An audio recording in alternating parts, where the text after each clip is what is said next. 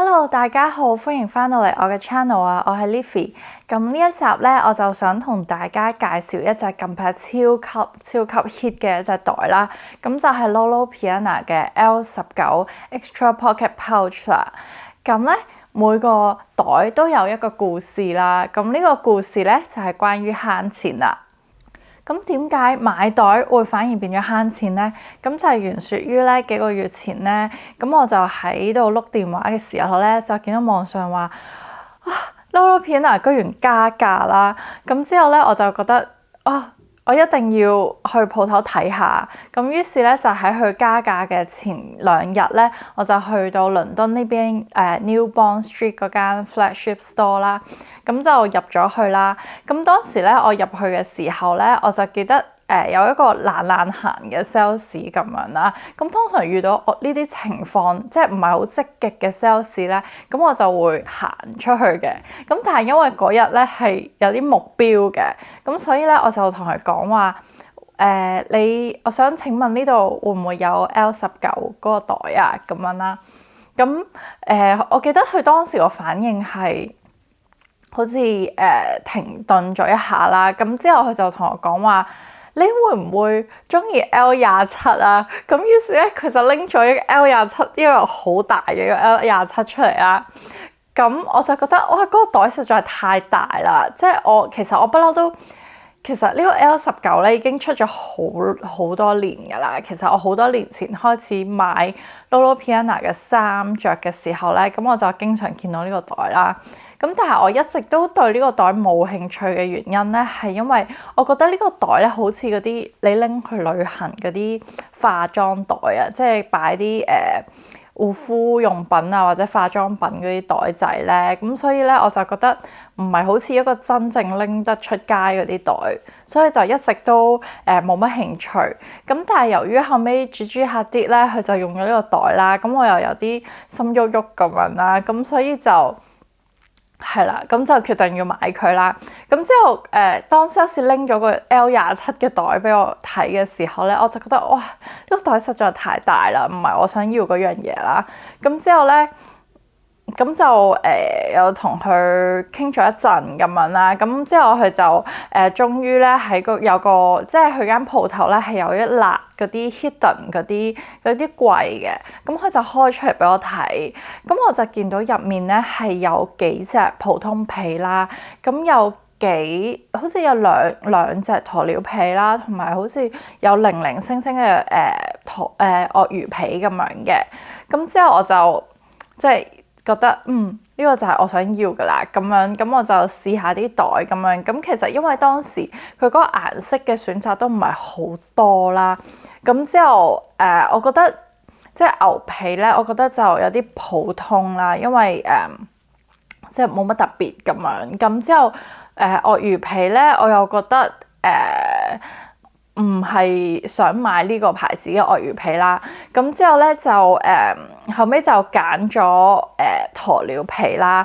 咁而家開箱俾大家睇下，係個袋係咩樣啦。咁咧就打開呢個，其實我咧買翻嚟之後都係未用過嘅，都未打開嚟睇嘅。咁呢個係個 receipt 嚟嘅。咁當時咧我就係4月尾嘅時候買嘅。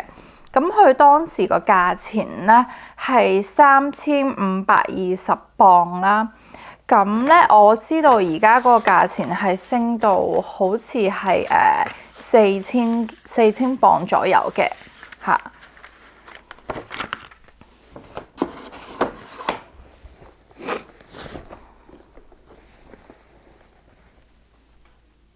咁呢個就係我買到嘅鴕鳥皮嘅灰色嘅 L19 Extra Pocket Pouch 啦，係咪好靚咧？噔噔。咁因為嗰陣時我即係好似正如頭先我同大家講啦，咁嗰陣時咧係鴕鳥皮嘅顏色，我記得淨得2個顏色嘅。咁一個咧係嗰啲比較老積嗰啲啡色啦，咁我就唔係太中意啦。咁之後我就揀咗呢個顏色，因為我覺得呢個顏色我覺得好 young 啊。即係咧，其實我之前冇乜灰色嘅袋嘅，但係後尾我就覺得啊，呢個袋灰色咧係好易襯衫啦，咩顏色衫都襯到啦。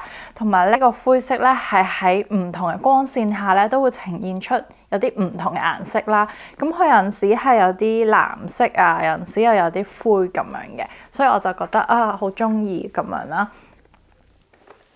咁喺個扣方面咧，呢個袋嘅扣咧係一個金扣啦。咁我覺得呢個扣呢個金色嘅扣咧嚟襯呢個灰色嘅袋咧，我係覺得幾 grand 嘅。咁我知道呢個扣咧，咁當時咧買完之後咧，咁嗰個SA 咧係有幫我將嗰個扣咧扣入去呢個皮袋嘅。咁但係咧，我記得佢扣嘅過程係有少少耐嘅，咁所以咧我就唔演示俾大家睇啦。咁我知道咧，即係據我所知咧，近幾個月好似係有出一個新嘅扣嘅，咁所以大家有興趣咧，咁就上網睇下新版嘅扣啦。咁因為我呢個袋係4月份嘅時候買嘅，咁所以咧就係舊版嚟嘅，咁就同新版個扣會有啲唔同嘅。咁個 strap 方面咧，呢個 strap 咧就係可以斜孭啦，可以側孭嘅一個 strap 嘅，而佢咧都係可以 detachable 嘅，同埋呢個頂都有 handle 啦，咁你平時咁樣攞都可以嘅。咁之後咧，佢嗰個點樣打開呢個袋咧，就係咁樣啦，左右邊都可以開嘅，呢個袋係。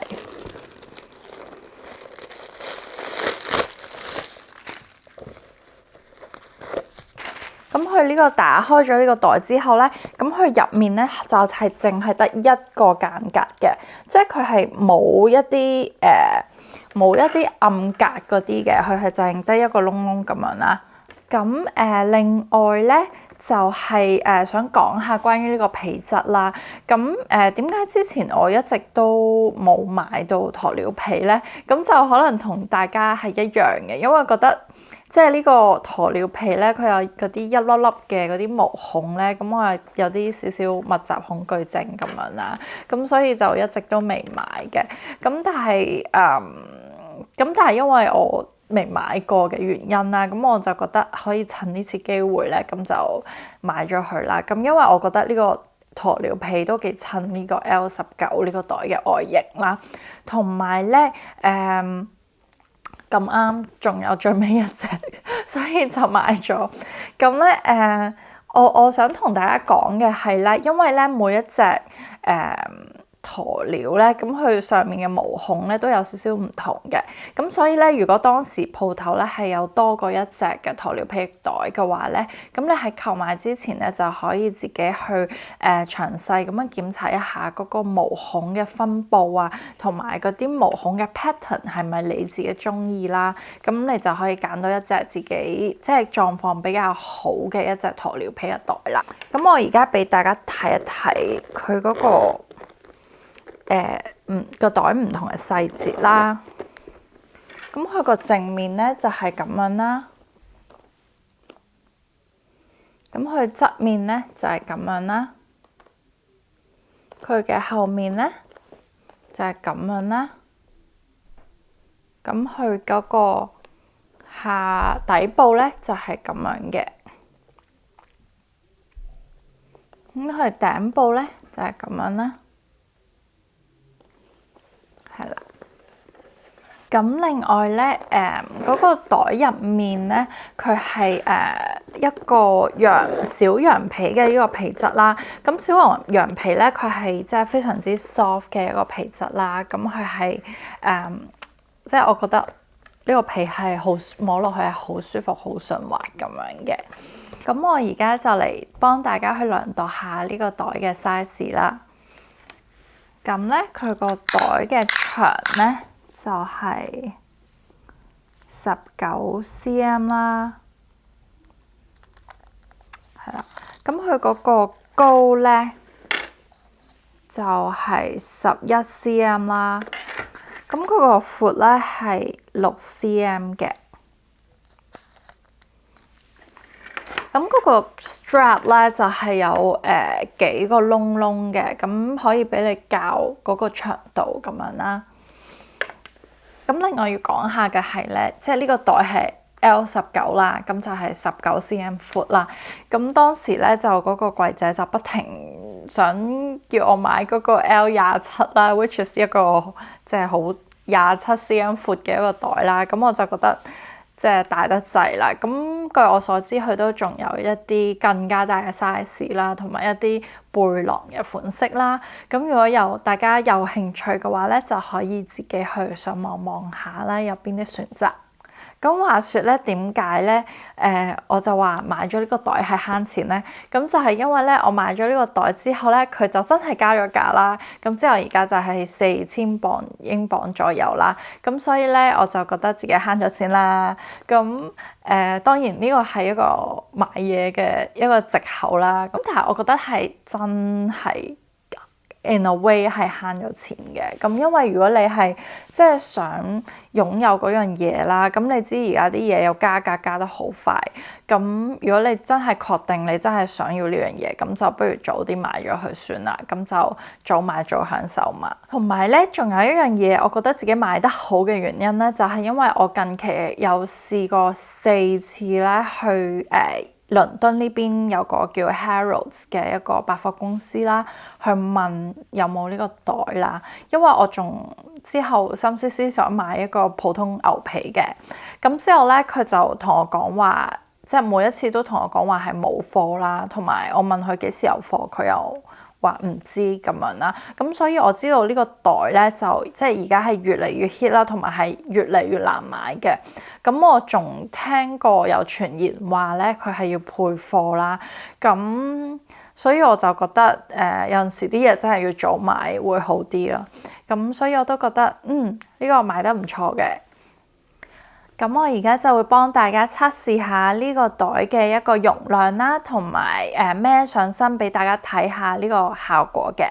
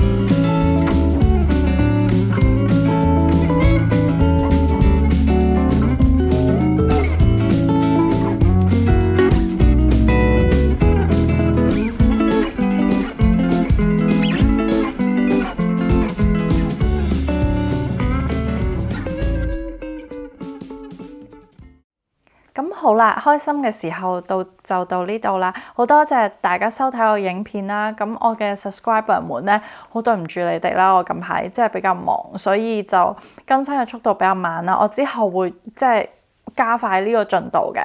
咁咧，同埋咧，想同大家講咧，我下一集咧可能會出關於 Lolo Piana 嘅衫嘅一啲影片啦。因為其實我係從大概6-7年前已經係開始購買佢嘅衫啦。咁我覺得佢嘅衫咧係對我嚟講係吸引過佢個袋好多嘅，因為 Loro Piana 你知道呢個牌子其實佢係啲 cashmere 嗰啲衫係比較出名啦。咁因為我皮膚比較敏感嘅原因咧，咁所以我都係好早已經開始去購買佢哋嘅衫啦，同埋我自己都非常之中意嘅。咁我而家就喺度研究緊嗰啲內容啦。咁因為佢唔同嘅衫咧，就有用啲唔同嘅品種嘅羊咩咩啦。